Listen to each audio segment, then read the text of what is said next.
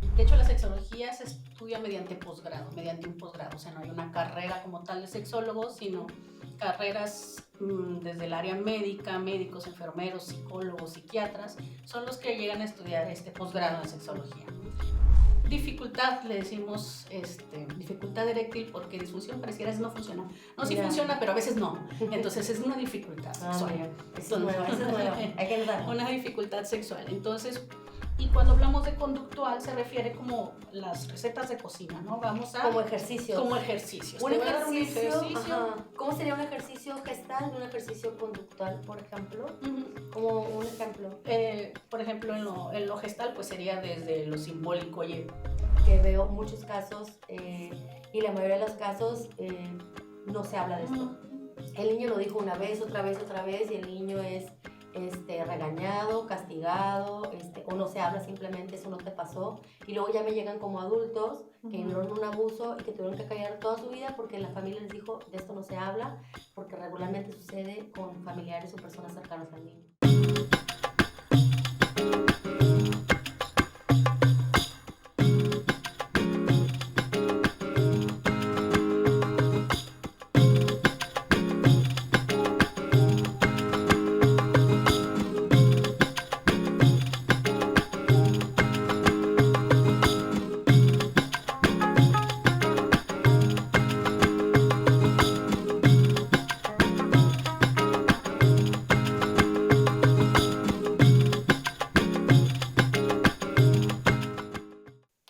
Hola, ¿qué tal? Bienvenidos a su programa El Mundo Sí, su podcast de salud mental. En esta ocasión nos acompaña Caro Mesa, que es sexóloga. Ella es psicóloga con especialidad en sexología y terapia de pareja. Bienvenida. Gracias, Elsa. ¿Cómo estás? Muy bien, muy bien. Muy bien. Bueno, pues hoy tenemos invitada de lujo nuevamente. Ella la invité para hablar del tema de cómo me puede ayudar la terapia sexual. Creo que hay mucha falta de información en cuanto al tema. La sexología, el hablar de estos temas siempre es un tema tabú, son temas que en muchas ocasiones no se tocan. La mayoría de las personas, incluyendo los psicólogos, no tenemos mucho conocimiento de lo que hace un sexólogo y cuál es el tipo de casos que son los que tratan, y no están tan habituados como ir con el psicólogo. Esto yo creo que apenas empieza. Pero bueno, básicamente pues bienvenida. Gracias. Y pues me gustaría que iniciáramos la plática del día de hoy, que nos platicaras qué es lo que hace una sexóloga o un sexólogo. Mira, un sexólogo es un profesional de la salud principalmente. De hecho, la sexología se estudia mediante un posgrado, o sea, no hay una carrera como tal de sexólogo, sino carreras desde el área médica, médicos, enfermeros, psicólogos, psiquiatras, son los que llegan a estudiar este posgrado de sexología. Entonces, ¿qué hace un sexólogo? Es este profesional que atiende diferentes casos que tienen un único fin: que la sexualidad no nos duela, que la sexualidad sea fluida, que fluyamos con nuestra sexualidad. Y ahí es importante aclarar que a veces cuando pensamos en sexualidad pensamos nada más en el coito, tal cual, o lo que aprendimos viendo pornografía. Pero realmente la sexualidad es algo que nos atraviesa durante toda la vida. Claro. Ya sea desde el género, ya sea desde nuestra transición, desde muchas formas nos atraviesa durante la vida la sexualidad. Claro. Desde que nacemos. Desde que nacemos, desde que estamos en el vientre de la madre, ya el reveal de si es hombre o si es mujer, ya desde ahí en el imaginario de la madre ya existe algo acerca de nosotros. En el imaginario de la madre, desde el deseo de los padres, qué es lo que quieren tener, si es niña o niño, y la concepción que tiene, el constructo que se hace de... El rol de lo que va a vivir un niño o una niña. Claro. ¿Cómo determina también la manera en cómo somos educados? La cuestión cultural, la cuestión de los juguetes, porque desde que nacemos se nos asigna un género y un rol, ¿no? Más bien, nacemos, tenemos el sexo, ¿no? Nacemos con lo biológico, y por otra parte es el constructo social, ¿no? Que es el que determina la cuestión de género. Muy bien, pero bueno, aquí tú eres la experta. Entonces, por ejemplo, ¿a ti cuánto tiempo te tomó ser sexólogo? ¿Hiciste la carrera de psicología? Sí, y en México existe el Instituto Mexicano de Sexología, quienes imparten las maestrías en sexualidad. En la Ciudad de México. También en Monterrey, también en Monterrey se imparte, de hecho luego les paso los datos por si quieren, alguien interesado, ¿no? Pero a todos los alumnos que estén ahí aplicados, ahí que quieran, sí. A los psicólogos también. Entonces primero una especialización como sexólogo educador que dura durante 2 años. Y luego mediante 1 año y medio más obtienes el grado de maestría en sexología clínica. ya para ver como casos clínicos, pero primero es una especialización como sexólogo educador. Súper bien. ¿Y a ti, por ejemplo, qué te llevó a ser sexóloga? ¿En qué momento tú decides yo quiero ser sexóloga? Bueno, yo creo que tú me entenderás un poco porque también la psicología es desde un proceso personal, es como llegamos ahí. Entonces, todas nuestras vivencias, de alguna forma vamos encontrando ese camino que nos lleva ahí y a lo mejor yo no quería, iba por curiosidad, pero esa curiosidad realmente era... Sí, es lo que te iba a decir, ¿no? La curiosidad mató al gato, ¿no? La curiosidad que siempre nos lleva a este mundo, sí, a este mundo sí, ahora sí que a buscar estas respuestas, ¿no? Y yo no sabía que se estudiaba en México, la verdad es de que alguna vez le comenté a una amiga, ay, se me hace que los temas de sexualidad puede ser importante, puede ser interesante, ¿no?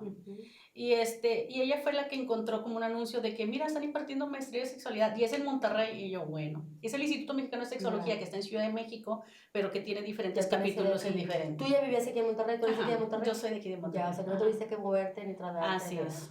Ya. ¿Qué, por ejemplo, hace cuántos años terminaste tu especialidad? Yo hace 6 años, 7 años. Hace 7 años. Y de hace 7 años ahorita, en este lapso de tiempo, ¿has visto diferencias en cuanto a cómo percibimos la sexualidad, me imagino? Y se ha ido cambiando. Desde la gente que llega a consulta es muy diferente, ¿no? Tengo mucha gente joven en consulta que viene de abrir temas muy diferentes de sexualidad. Por ejemplo, triejas.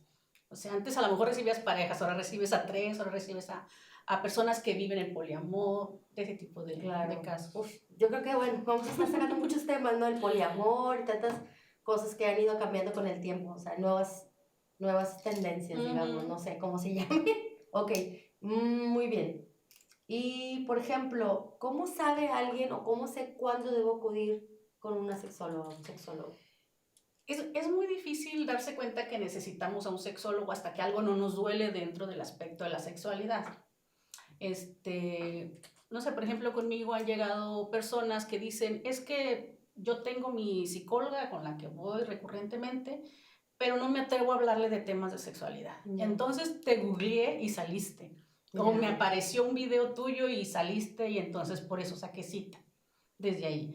Entonces, de cualquier tema así que duela generalmente, principalmente con temas de disfunciones, por ejemplo, no sé, eyaculación precoz, eyaculación retardada, vaginismo, claro, anorgasmia, todos estos temas. Entonces, pero sin embargo hay diferentes profesionales que lo atienden. Por ejemplo, ¿cuándo sé si voy con un urólogo, con un ginecólogo o con un sexólogo? Yo creo que muchos de esos temas los tratan más con el médico especialista, ¿no? O sea, más que con un sexólogo. Es como, bueno, tengo un problema, voy con la ginecóloga, o como dices tú, con el urólogo. Más allá de ir con... Es que es todavía un tema tabú, ¿no? Todavía es un tema bastante tabú. De hecho, llegan muchos referidos de ginecólogos o que ya revisaron, oye, no, pues no hay nada orgánico aquí. Claro. Mejor, o sea, el origen es psicológico, ve y busca un sexólogo que al final de cuentas es un psicólogo también que está preparado acerca de los temas o enfocado en los temas de sexualidad. Muy bien. O sea, que tú tienes que tener todo el manejo de la parte médica también, ¿no? O sea, al menos saber muy bien del conocimiento del cuerpo y todo. En la formación del posgrado nos dan desde la visión biomédica, psicológica y social también. Sí, claro. Entonces se hacen los tres. Súper bien. Entonces, si alguien tiene malestar, si alguien tiene una disfunción, si su sexualidad no está siendo placentera, ¿no? Todos los temas de vínculos afectivos también. En general, te digo, por ejemplo, este caso que te decía de una trieja, pues a lo mejor dicen, ay, si voy con un psicólogo, pues a lo mejor no me entiende, ¿no? Desde que no es algo tan común, o vivo el poliamor. Entonces, desde los vínculos afectivos también llegan a... También. ¿Y cuáles serían, por ejemplo, los motivos de consulta más habituales por los que la gente acude contigo? Fíjate que últimamente, y yo no sé si esto te despegó un poco con la pandemia, es el tema de adicciones. Llega mucho tema de adicción a la masturbación, a la pornografía, a contratar trabajadores sexuales. O sea, se disparó con pandemia. Sí, todo se disparó en pandemia. ¿Estás de acuerdo? Sí, la ansiedad, depresión, acción. Por cierto, las adicciones al sexo. ¿Cómo buscas compensar al final de cuentas? Claro, una compulsión ahí. Fíjate que la gente, yo creo que les va a servir mucho este programa para darse cuenta que un sexólogo o una sexóloga no sirve únicamente para casos de disfunción eréctil o de impotencia, como decíamos, o de vaginismo, sino que hay muchos otros temas en cuanto a la apertura también, pues están, me imagino que los casos complejos, Ujú, por ejemplo, por personas que han sufrido algún abuso, ujú. que yo creo que también te han de llegar Sí, por ese también. motivo de Ujú. consulta bastante, ¿no? Sí, así es. La culpa que les genera la situación de un abuso sexual, cómo repercute luego en sus relaciones de pareja, ¿no? Ujú. Y sobre todo que el cuerpo tiene una memoria corporal que realmente, que aunque tú conscientemente digas, no me afectó, yo ya lo superé, yo ya estoy más allá de esto, la verdad es de que ahí está, ¿no? Ujú. Y causa malestar. Causa malestar. Eso me agradó, eso de memoria corporal, ese iba a ser otro tema. Seguramente. Ok, entonces, los motivos de consulta más comunes serían, me decías, adicciones. Disfunciones, llegan también temas de disfunciones y, También. y vínculos afectivos, que, temas de pareja.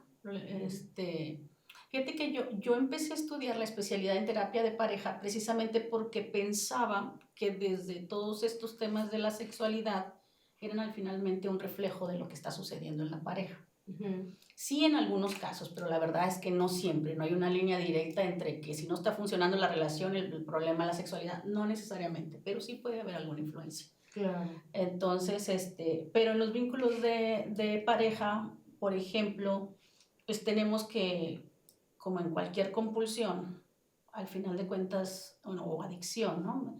El que no solamente lo sufre la persona que la vive como enfermedad, sino también su familia, su entorno, su gente. Entonces, también es tratar esos temas de cómo lo están viviendo. ¿Y cómo repercute, por ejemplo, el tema sexual?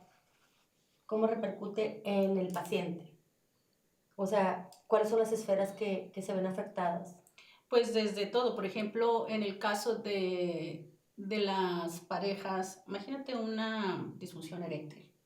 Dificultad, le decimos, dificultad eréctil, porque disfunción pareciera es no funciona. No, sí Ya. funciona, pero a veces no. Entonces es una dificultad Ah, sexual. mira, esa es nueva, hay que anotarla. Una dificultad sexual. Entonces, a la persona como tal, desde lo social, desde el falocentrismo, desde el ya no soy un hombre, ¿por qué no puedo mantener un pene erecto? Entonces, desde ahí es algo que empieza a afectar, ¿no? En la persona, pero también en su entorno, porque también, por ejemplo, su pareja estaría, entonces ya no te gusto, ya no te atraigo lo suficiente, Claro. no puedes mantener una erección por mí, algo está pasando. Entonces, afecta desde muchas esferas de la vida, en todo. Y a lo mejor tal vez hasta en no sé, en la salud, ¿no? Problemas de circulación, que al final de cuentas que es lo que se requiere, una buena circulación para mantener un pene erecto, probablemente hay alguna diabetes no controlada o así. Claro, claro que sí. Hablabas también de, bueno, los tipos de terapia. ¿Cuál es el abordaje que se hace o cuál es el abordaje que haces en los casos que tú manejas? ¿Qué es lo que hace un sexólogo, o sea, en su función día a Sí, día? fíjate, y de hecho la formación es humanista, aunque también se hacen, hay protocolos conductuales. O sea, como gestal, Sí, como gestal, ¿verdad? ajá, más una parte conductual, que hay protocolos conductuales que también se van aplicando. Por ejemplo, alguien que no es psicólogo, que no entiende gestal ni de conductual, a lo mejor ayudaría mucho que les platicaras qué implica. Sí, el humanismo se centra principalmente en ver lo que hoy está pasando en la persona, cómo se está moviendo, cómo afecta el aquí y el ahora. Si bien es cierto que tenemos antecedentes que de alguna forma nos van marcando durante nuestra vida, hoy es poner atención en lo que está pasando hoy, cómo eso se está reflejando el día de hoy y qué herramientas tenemos y podemos desarrollar el día de hoy. Claro. A eso se refiere. Y cuando hablamos de conductual, se refiere como las recetas de cocina, ¿no? Vamos a... Como ejercicios. Como ejercicios. Un Te voy a dar un ejercicio, ajá. ¿Cómo sería un ejercicio gestal de un ejercicio conductual, por ejemplo? Como un ejemplo. Por ejemplo, en lo gestal, pues sería desde lo simbólico. Oye, háblale a tu pene. ¿Por qué no se quiere levantar? ¿Qué te diría tu pene? ¿Por qué no se quiere levantar? Claro. Ese es como algo más así gestal. En la parte conductual hay ejercicios que se encargan para hacer en casa, ¿no? Les entregamos, oye, durante esta semana yo te voy a pedir que practiques este tipo de ejercicios y vemos cómo te va en la siguiente sesión, ¿no? Cómo te fue, cómo lo viviste, qué hiciste, qué sentiste, y sobre eso se va trabajando. Realmente lo que realmente es importante, fuera del ejercicio, sí es bueno el ejercicio, pero es importante ver cómo lo vivió Mm. durante la realización de esos ejercicios que se ¿Qué le dejaron. generó el ejercicio, no? Ujú. Sí, sí le Y a partir generó. de ahí trabajar con Ujú. eso, ¿no? Muy bien. ¿Trabajas, por ejemplo, cuando va la pareja, trabajas siempre en pareja? ¿O trabajas ciertos ejercicios o siempre los ves en pareja? Dependiendo qué es lo que quieran, Ya. quieran abordar, pero una dificultad sexual puede ser individual. Ya. Por ejemplo, ¿cómo sería un tratamiento? ¿Son tratamientos largos? Digo, yo sé que depende del caso, digo yo, sé que depende del caso, pero un aproximado de qué tan prolongado puede ser un tratamiento. Sí, fíjate que sería un poco irresponsable de mi parte decir una temporada, pero la verdad es que sí depende de las personas. Sí, depende Sí, es como si a mí me preguntan, y voy a decir, muchísimo. no, pues es que. Mira, por ejemplo, un caso de eyaculación precoz. Llegan a consulta y platica todo este tema de eyaculación precoz, es una persona joven, y empezamos un poco a revisar, se le dejan algunos ejercicios y al final encontramos mucho el tema de mucha ansiedad hacia el futuro, ¿no? Algo que está viendo, es una persona muy joven que está preocupada por cómo se va a jubilar o de qué va a vivir en su vejez, entonces. Ya. Y es el tema actual, además. Y entonces sí, exacto, y luego y ya nada más le preguntas, oye, pero ya volteaste a ver quién te viene persiguiendo, ¿no? O sea, ¿por qué esta prisa? Entonces, hay personas que es muy, como están más receptivas o más a captar este tipo de cosas Ajá. que lo llegan a solucionar fácilmente. O sea, lo van entendiendo, se van conociendo y a partir de ahí sin hacer algo particular específico, resulta que se destrabó. Ya, muy interesante. Mucho, muy interesante. Hay muchas preguntas por aquí. De hecho, lo platicaba con mis alumnos en clase y estaban muy interesados en el tema, como te decía ahorita, y en ver los programas de que pregúntale de enfermedades de transmisión sexual, pregúntale de los mitos que hay en relación a la sexualidad, cómo ha ido cambiando a través del tiempo, cómo ha sido desde tu época y como la de nosotros, todo lo que ustedes se han tenido que adaptar generación tras generación en cuanto a por ejemplo, el poliamor, pues no existía, a lo mejor sí existía más bien, pero bueno, pues no tenía nombre, ¿no? No tenía nombre. Yo creo que hay muchas cosas que antes pasaban, pero no se hablaban, no se ponían en la mesa. Por ejemplo, el tema de la sexualidad, a cómo lo vivimos nosotros, a cómo lo vivió nuestra generación, a cómo se vive ahorita, muy diferente. Eran temas muy tabús, en las casas no se hablaba de sexo, el pene pues no era pene, era el pilín, el pirrín, la vagina, pues tenían otros nombres, ¿no? Que la puche, que la cosita, la florecita, sí. y cuida la florecita, y que nadie te la riegue, no sé. Ese tipo de cosas que ahorita ya nos dan risa, pero realmente eran todo un tema. No podías hablar. Y las cosas, ahorita lo decíamos fuera de cámara porque preguntabas tú, ¿se puede hablar abiertamente? Y pues preguntábamos aquí en producción, pues es que es decir, pene es como decir, es un brazo, es la cabeza, una parte de nuestro cuerpo. Y qué importante poder nombrar cada cosa como es, sin ponerle que ese es otro adornitos, tema. ¿no? Ese es otro tema, el tema de la educación sexual infantil. Claro. O sea, también personas llegan a consulta para decir, oye, es que mi hija ya está creciendo y no sé cómo empezarle a hablar de sexualidad, qué tengo que hacer. Y de hecho, una de las principales bases es hablarle a las cosas por su nombre, ¿no? Claro. Claro, porque si no generamos todo el ruido alrededor, entonces eso es algo malo, o sea, porque sí puedes decir brazo y no puedes decir pene, puedes decir pierna y puedes decir vagina, o sea, cuando es parte del cuerpo. Yo, por ejemplo, como psicóloga, tengo pues muchos años trabajando los temas de abuso sexual, que en otra ocasión me gustaría luego que vinieras a hablar del tema, pero los temas de abuso sexual es importantísimo la educación sexual como manera de prevención, porque ya después, es como dicen, ya después de ahogado niño tapas el pozo, pues no, mejor prevé esta situación desde casa enseñándole a tu hijo sobre educación sexual. Todavía hay personas que piensan que educar sexualmente es despertar la sexualidad de los niños, lo cual no es así, es simplemente decirle al niño, este es tu cuerpo, estas son tus partes y estas son tus partes privadas que nadie debe tocar, nadie debe tocarlas, si vas con el médico es porque yo te llevo, pero enseñarle eso tan esencial puede prevenir un abuso. Sí, hay muchos temas que no tienen, o sea, desde el que pueden decir ellos, ¿no? O sea, tomar decisiones acerca de su cuerpo, pero también del consentimiento, también a nombrar a las cosas por su nombre, desde ahí hay muchos temas que se pueden hablar con los niños. Claro. No necesariamente implica mostrarles un coito, ¿no? Para que sepan Claro, de qué se claro, trata. no, es que es dependiendo de la edad, ¿no? Y Ujú. también si el niño pregunta, es preguntarles donde el niño también esté, ¿cómo se llama? Preparado para saber, ¿no? No llenarlo de cosas. Y saber también que muchas de las explicaciones que damos tienen que ver con nuestras vivencias. Y eso hay que separarlo. Ujú. El niño no necesariamente está viviendo lo mismo que nosotros. Claro.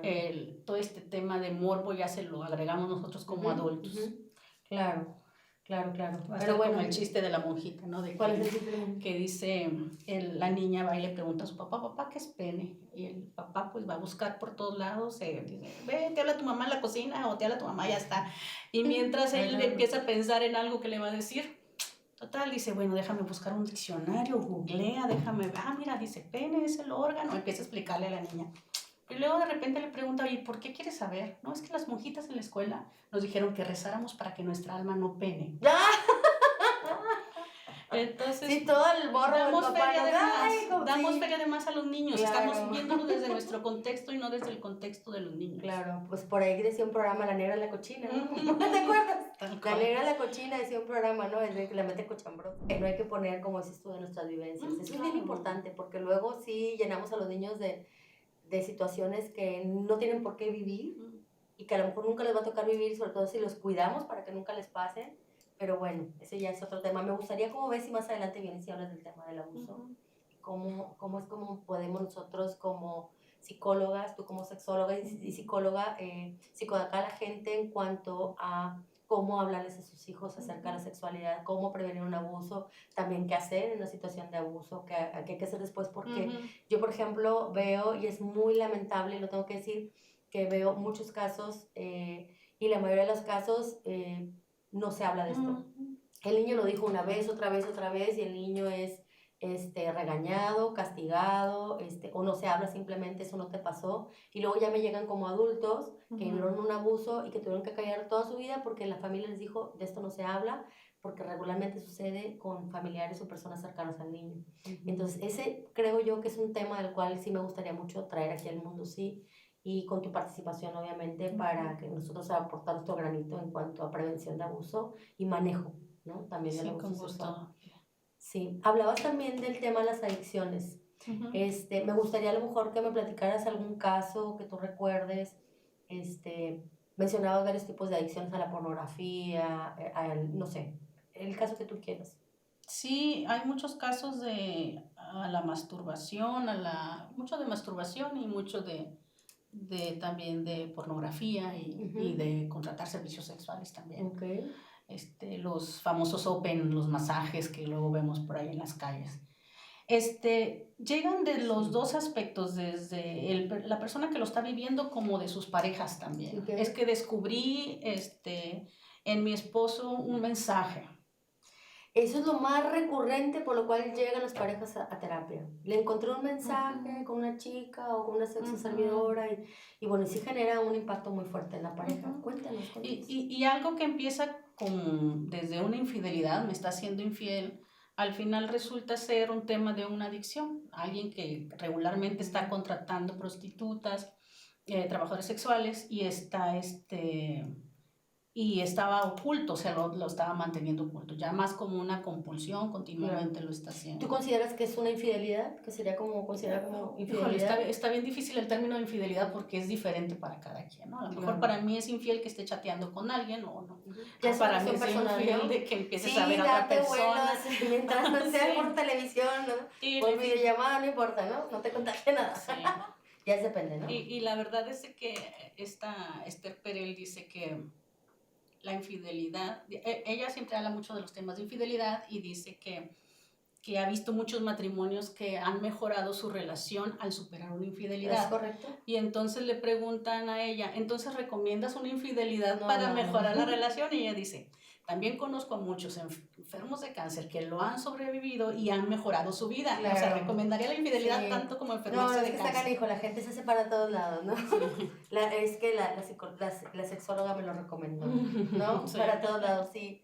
Yo creo que ese es un tema personal, la infidelidad. Lo que sí veo yo, que cada vez hay más mujeres revisando y hombres revisando los celulares de sus parejas y siempre es el típico, es que le encontré mensajes, le encontré que le dio like a no sé quién y fotos y que se mandan fotos de los packs y es un tema también.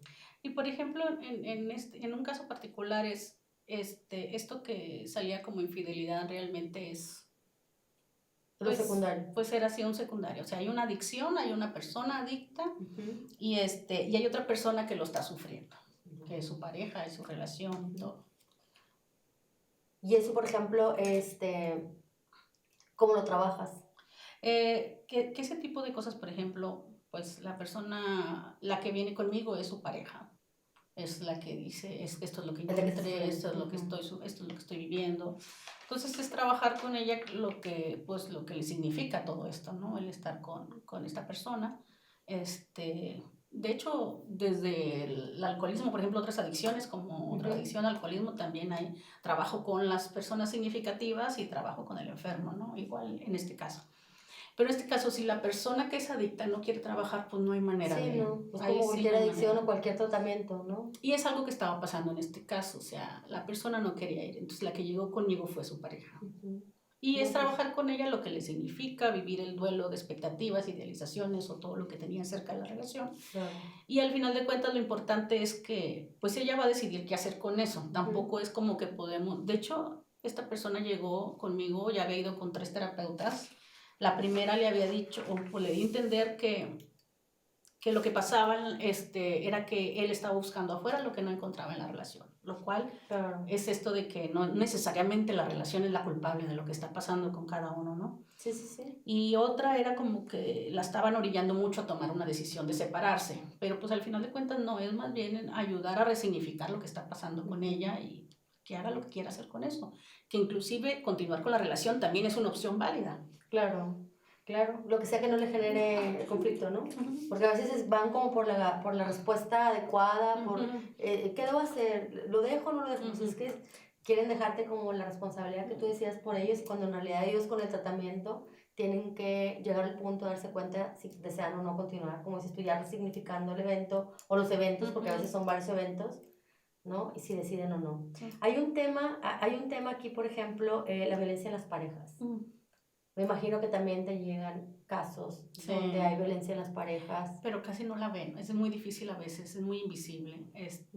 La naturalizan, se ¿verdad? aprende a ser indefenso, la verdad, es algo que se aprende. Aprendemos a ser indefensos, entonces entramos en un círculo en el que ya dejamos de verlo porque más vale malo por conocido que bueno por conocer. Decimos, ya sé, esto ya lo puedo controlar, ya sé que si hago esto, él se va a exaltar. Yo sé si, por ejemplo, si me visto de esta manera y salgo a la calle, ya sé qué va a pasar. Entonces, pues sí, a lo mejor es una especie de violencia, pero yo ya lo puedo controlar. Claro, es una indefensión aprendida. Indefensión aprendida, tal cual. Claro, sí aprenden a matizar y a, de alguna manera, como dices tú, a minimizar, ¿cómo se llama? ¿Cómo se llamaría? Pues sí, minimizar la violencia, El nivel la de violencia. naturaliza, ¿no? Claro, hay otro tema que yo creo que va a dar para otro programa, que es el tema del deseo, ¿no? El tema del deseo, bueno, pues yo creo que en las parejas, pues el deseo va cambiando, ¿no? El deseo va cambiando y también si hay alguna enfermedad presente, a veces va cambiando. ¿Y qué pasa cuando la pareja y otros tiene eventos ese... naturales como vejez, Claro. Embarazo y cosas así. La vida misma, ¿no? O sea, la pareja va cambiando y a veces eso en las parejas puede ser un motivo, yo lo veo, motivo de divorcios, de separaciones, porque no empatan en la vida sexual, porque a lo mejor uno tiene más deseo que el otro, o el otro no tiene nada de deseo, y piensa que es una cuestión de es que ya no le gusto, ya no me gusta, y yo creo que es un deseo que va cambiando con el tiempo, ¿no? Sí, digo, hay muchos factores como el enamoramiento. que afectan, ¿no? Hay una escritora feminista que dice, ninguna mujer puede tener orgasmos y tiene que tener el piso de la cocina bien limpio. O sea, hay que tener no sé, o sea, hay que revisar estas dinámicas de la relación y ver cómo se está moviendo y cómo se está expresando el deseo, que también esa es otra forma de cómo estamos expresando el deseo, porque pues, pensamos que nuestras relaciones debe ser como dice la pornografía, a como vimos el video de la pornografía y esa es mi sexualidad y así la debo de expresar. Las películas también, acuérdate que nos basamos mucho en lo que vemos en la televisión, los modelos a seguir, como con las dietas, o sea, todo, somos como muy regidos por lo que vemos en la televisión, el amor perfecto y platónico y ¿no? El enamoramiento y el deseo, lo vemos en las películas y vemos acá, pues no sucede lo mismo, o sea, es que esa tendencia a idealizar las relaciones, lo que nos lleva a veces a sufrir. Sí, nos vemos influenciados por todos estos mensajes que recibimos a diario, más aparte lo aprendido, ¿no? Yo ya tengo hijos, yo ya estoy viejo o vieja, ya estoy añoso, ya no puedo vivir la sexualidad de la misma manera, pero la verdad es que somos seres sexuales desde que nacemos hasta el último hasta que nos morimos. Completamente. Sí, es verdad. Pues muy bien, bueno, yo creo que vamos a dejar como la invitación abierta a continuar con el programa. En esta ocasión, básicamente, me interesaba mucho que vinieras y la verdad que te agradezco mucho que hayas estado aquí con nosotros compartiendo este tema que seguramente va a generar mucha curiosidad y ya veo yo los comentarios por ahí llegando de los nuevos temas y si estás de acuerdo, pues bueno, que puedas visitarnos por aquí nuevamente, sería un honor tenerte por aquí y básicamente, pues no sé con qué te gustaría cerrar, comparte tus redes sociales, tus teléfonos, ahí van a aparecer en pantalla, cómo te pueden encontrar, dónde estás ubicada y pues tengo entendido que participas en un programa en el Canal 28 también. Platícanos para que la gente pueda seguirte y sobre todo hacer una consulta contigo, una cita contigo, si es que por ahí yo creo que va a haber muchos en línea. Claro, gracias. Sí, me pueden encontrar en redes sociales como Caro Mesa Terapeuta o Caro Mesa Sexóloga, Facebook e Instagram. Igual ahí en mis redes viene la forma de contacto, el modo de contacto para generar alguna cita o alguna plática, sobre todo también desde el punto de vista de educación de la sexualidad. Claudia Ábrego tiene un programa en el Canal 28 y es a la que de repente me invita a diferentes invitados dependiendo del tema, ¿no? Oye, ¿cómo se llama el programa? Se llama Es Viernes Yo y Toca. Es Viernes Yo y Toca. Muy bien. Y de cuando en cuando tiene ahí invitados. Entonces, es muy importante que se hable de los temas de la sexualidad. Creo que uno de los motivos por los que ha cambiado la sexualidad en los últimos años tiene que ver con que se ha hecho un poco más visible los derechos de la sexualidad, que es otro tema, hablar de los derechos sexuales. Sí. Seguramente vamos a hacer listado de programas a tratar. Hay muchísimos y sobre todo que debe existir la apertura de hablarlos y aquí en esta plataforma pues tenemos esa apertura de poder hablar cualquier tema y yo creo que pues sí, van a estar muchos por ahí interesados. Sí, y recuerden que la sexualidad nos atraviesa durante toda nuestra vida. No es nada más algo de una época, de algo. Durante toda nuestra vida nos atraviesa la sexualidad. Claro, y que si alguien tiene la inquietud y si piensan que algo no anda bien con su sexualidad, pues luego le llaman a Caro para una cita. ¿No? Pues muchas gracias, Caro, por estar aquí con nosotros. Nos despedimos. Recuerden seguirnos en nuestras redes sociales, en Instagram, en TikTok, en YouTube. Ahí nos pueden encontrar como en papitv.mx y busquen el programa Mundo Sí. Nos vemos a la próxima y recuerden vernos cada lunes a las 6 de la tarde. Hasta pronto. Bye bye. Somos la plataforma audiovisual de programación intelectual que ofrece una amplia variedad de programas de análisis que despiertan mentes y desafían pensamientos. Inclusive he visto muy frecuente el que, güey, te dio una pistola porque lo mató. Claro, sí, exactamente. Y hay unos que sí pagan su curso. Descubre un mundo lleno de conocimiento y con tan solo un clic, explora nuestros contenidos. Desde lo deportivo, un partido entre semana del equipo de fútbol Monterrey, hasta el entretenimiento divertido y cultural. Lo de Navidad y todavía ni siquiera llegamos al 20 de noviembre. ¡Engáñame! Las tortillas de harina que yo compro llevan... Pero te lamento porque a lo mejor no lo sabes. Anteriormente... Conéctate con nosotros a través de todas nuestras redes sociales. Únete a la conversación, comparte tus ideas y mantente al tanto de las últimas tendencias. Somos Papi TV, la plataforma audiovisual de programación intelectual.